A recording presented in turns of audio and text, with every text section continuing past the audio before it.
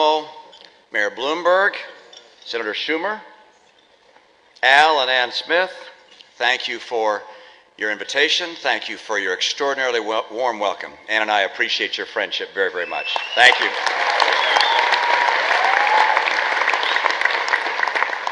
Now, Al, you are right. A campaign can require a lot of wardrobe changes. Blue jeans in the morning, perhaps, suit for a lunch fundraiser, sport coat for dinner, but it's nice to finally relax and to wear what Ann and I wear around the house.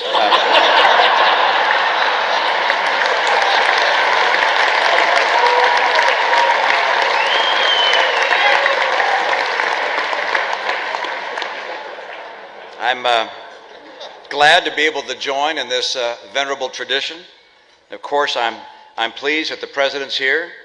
We were chatting pleasantly this evening as if Tuesday night never happened. And I credit that, of course, to the Cardinal. It's taken New York's highest spiritual authority to get us back on our best behavior. I was actually hoping the President would bring Joe Biden along this evening, because he'll laugh at anything.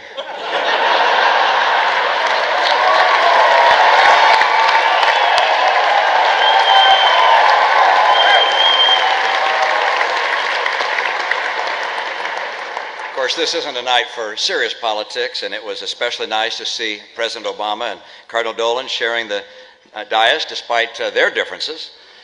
I'm sure the Cardinal has no hard feelings, and we might get an indication of that during dinner to see if the President's wine turns into water. Or for that matter, whether my water turns into wine. I'm pleased to once again have the chance to see Governor Cuomo, who's already being talked about for higher office. A very impressive fellow, but he may be getting a little ahead of himself. I mean, let me get this straight. The man has put in one term as a governor, he has a father who happened to be a governor, and he thinks that's enough to run for president.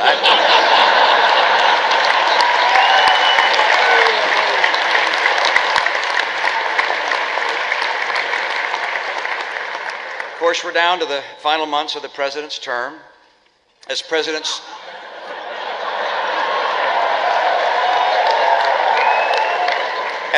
Obama surveys the Waldorf banquet room with everyone in white tie and finery, you have to wonder what he's thinking. So little time, so much to redistribute.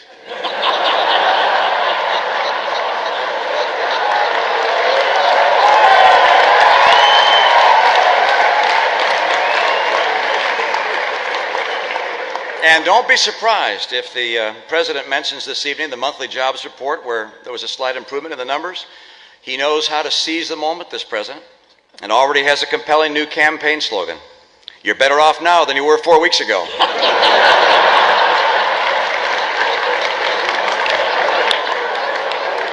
You know, with or without all the dignitaries that are here, the Al Smith dinner surely lives up to its billing. Usually when I get invited to gatherings like this, it's just to be the designated driver.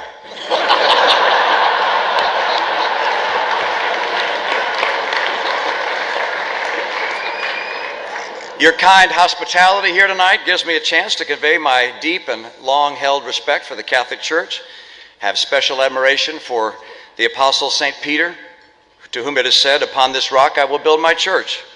The story is all the more inspiring when you consider that he had so many skeptics and scoffers at the time who were heard to say, "If you got a church, you didn't build that."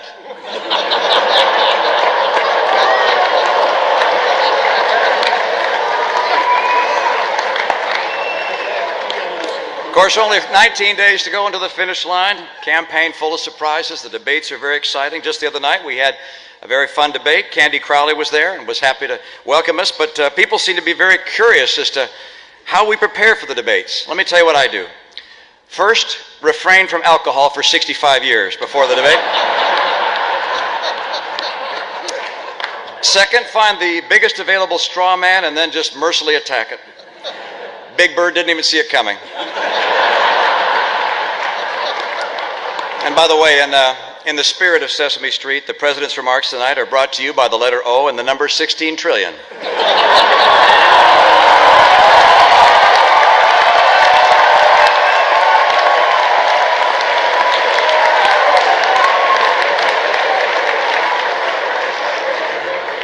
Campaigns can be grueling, exhausting.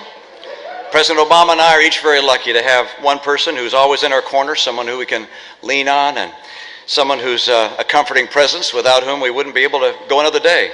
I have my beautiful wife, Ann. He has Bill Clinton.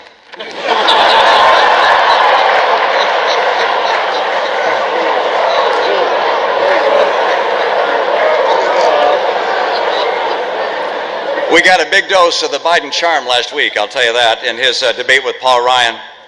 I'm not sure that all that carrying on had quite the effect that Joe intended, because afterwards I heard from the Federal Election Commission. From now on, whenever he appears on TV, there's a recording of me afterwards that says, "I'm Mitt Romney and I approve this message." Of course, rules of fairness have to be enforced, because what other safeguard do we have besides the press? And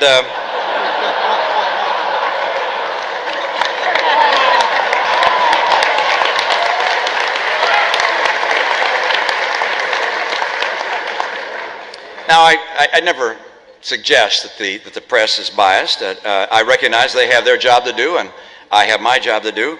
My job is to lay out a positive vision for the future of the country, and their job is to make sure no one else finds out about it.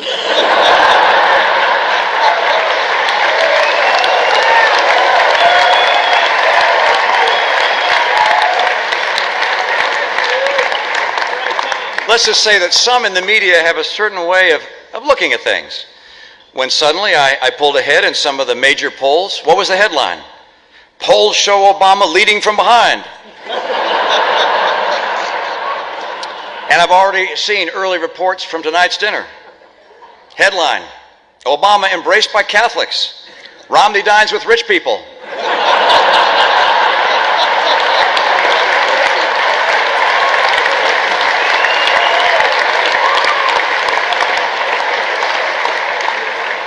Of course, the president has put his own stamp on relations with the church. There have been some awkward moments, like when the president pulled Pope Benedict aside to share some advice on how to deal with his critics. He said, "Look, Holy Father, whatever the problem is, just blame it on Pope John Paul II."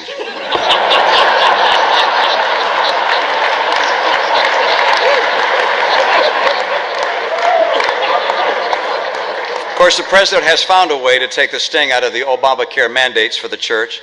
From now on, they're going to be in Latin.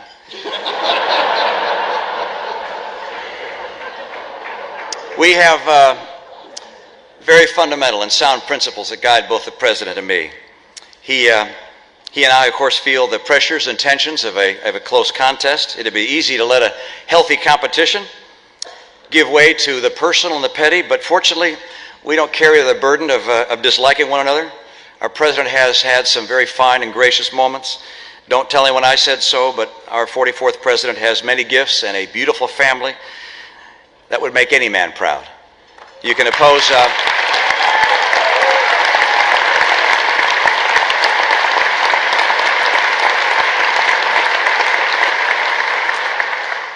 In our country, you can oppose someone in politics and make a confident case against their policies without any ill will. And that's how it is for me. There's more to life than politics. At the Al Smith Foundation and the Archdiocese of New York, you show this in the work you do, in causes that run deeper than allegiance to party or to any contest of the moment. No matter which way the political winds are blowing, what work goes on day in, day out by this organization and you. You answer with calm and willing hearts, in service to the poor, in care for the sick, in defense and the rights of conscience, and in solidarity with the innocent child waiting to be born. You strive to bring God's love into every life.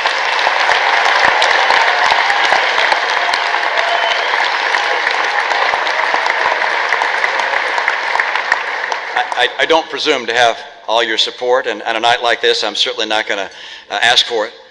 But you can be certain that in the great causes of compassion that you come together to embrace, that I stand proudly with you as an ally and friend. God bless you all, and God bless the United States of America. Thank you.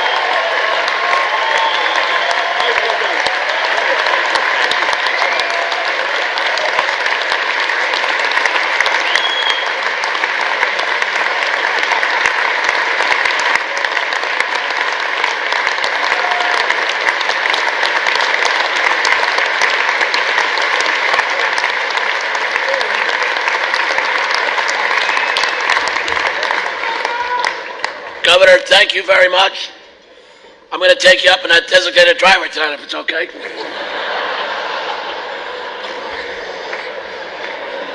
Ladies and gentlemen, there's but only one way to